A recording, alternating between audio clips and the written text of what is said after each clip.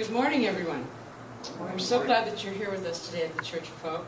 We have a guest coming today who's an expert on hospitality, gracious living, and personal relations. She's the owner and hostess at the Jericho Mansion Bed and Breakfast, and it's beautiful, set right there at the southern end of the lake, right at Jericho Falls, close to Lake Inasmuch. You all know where Lake Inasmuch is, don't you? It's not far from. That's right. And here she is, Miss Bathsheba Louise. Good morning, y'all. I am so glad to be here with y'all. I could not be happier I could not be any happier. Bathsheba, I'm so glad you're here. How have you been? Well, honey lamb, I am fine, thank you very much. Just fine. My mother in Atlanta, Georgia, always said that it wouldn't do any good to be any other way. It just wouldn't help at all. Well, she sounds like a wise and wonderful woman. Yes, she is. I do miss her so, but we all must follow our dreams now, mustn't we? Oh, and your dream was to operate a bed and breakfast? Yes, dear, but not just any old bed and breakfast. And the truth is that I didn't have that dream until I saw the Jericho Mansion. When I saw that, I was visiting my old friend Bartholomew Bear, and there he was going on to check on the place, and I went with him, and I just fell in love. Truly I did. I knew then and there that my future lay right before my eyes, and well, as they say, the rest is history. Well, that's wonderful, Bathsheba. But isn't it hard to be in the hospitality business? Oh, now, honey pie, you've been talking to that Mr. Bear, haven't you? I have had some, how shall we say this delicately? I've had some challenging guests of recent. Well, yes, I have to tell the truth. I can't imagine anyone ever saying anything about the truth, but I've been hearing things from Bart. Oh my, I don't know, I have rules about these things, I cannot and will not have tales being told out of school, but since you already know, it would help me to get rid of this, to get some of this ugliness out. Well, please, Bathsheba, we're listening. It helps to talk things over with friends. Maybe if you change the names or something like that, it'll make it okay. Well, okay.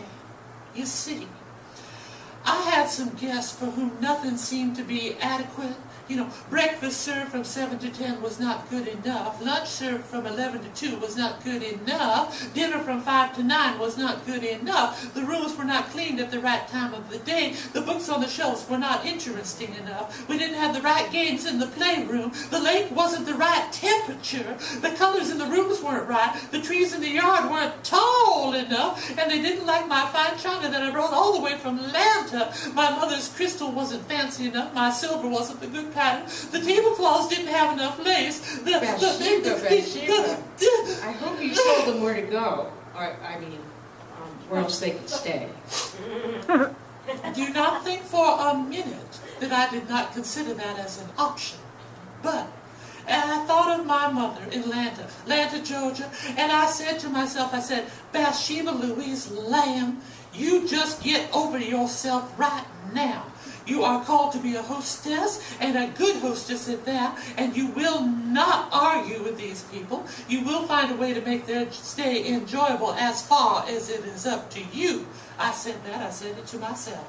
Well, did you listen? Oh, aren't you just the sweetest thing? I did. I refused to be baited, and I just decided that these people were just about the most unhappy people I had ever known.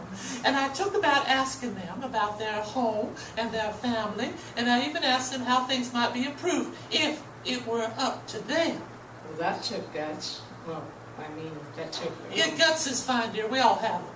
Anyway, what it took was a genuine desire not to argue, a genuine desire to listen a lot, and a genuine desire to find a way to have some sort of relationship with these people that didn't require me to be right all the time, or even to have all the answers. Wow, that sounds like grace to me, Bathsheba. Well, it was not easy, but I felt called to do it. I just heard my mama in Atlanta, Anyway, I heard my mama saying to me, Bathsheba Louise, what would Jesus have you do here? Well, that's what you did. That's amazing, Bathsheba. Well, it turned out that they thought that if they were critical and demanding, that we would respect them more. They were trying to make us care, not realizing that we already really did care about them. So what we learn about working with people is not to argue, because it won't help. Listen a lot. We don't always have to be right. What we do have to do is to remember who and whose we are.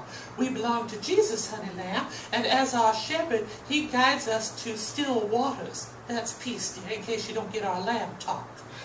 I think we get it now, Bathsheba. So there's an end to the story, huh? Well, they have left the building. Everyone's a little calmer now, but happy that we've tried to do our best for them. Well, will you be making any changes? Now, sweetie, what do you think? Bye now. Y'all be good and kind to each other now, yeah? Bye, Bathsheba. Thank you for sharing with us.